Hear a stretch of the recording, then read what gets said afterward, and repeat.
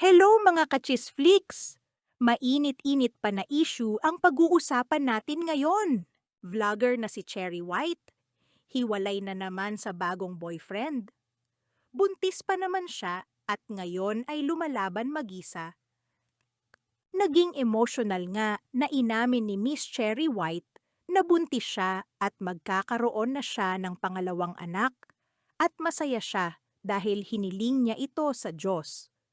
Pero sa kabila nga ng blessings na dumating sa kanya, naulit lang naman daw ang nangyari sa kanila ni Mikey noon. Hindi raw niya akalain na susukuan siya ni Gray.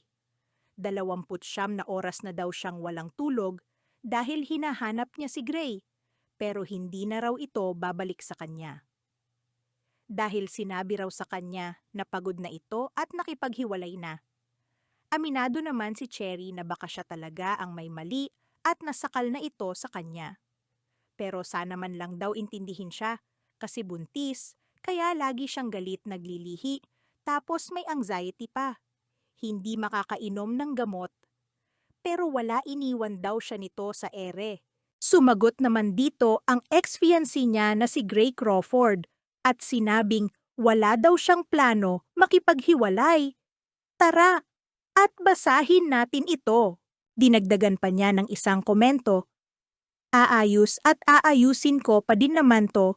Hindi ako ganung kababaw para magsabing, hiwalay hindi mo narinig kahit isang beses sa bibig ko. Yan ang gusto ko lang magpalamig at makahinga sa away na nangyari. Ngayon lang ako napuno. Pero grabe na yun, pamamahiya. Na ginawa mo sa akin, wala akong kasalanang nagawa. Lumabas lang naman ako ng bahay, pero dinaan mo agad sa social media, lahat-lahat.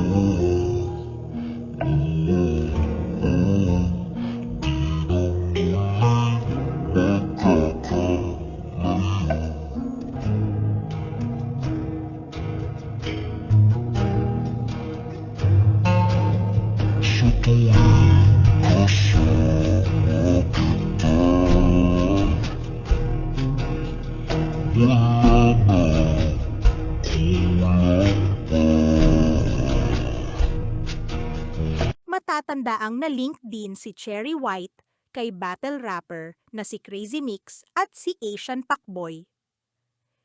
Ginagamit nga lang ba niya ang mga ito? Hiwalay na ba talaga sila ni Gray? Comment na sa baba.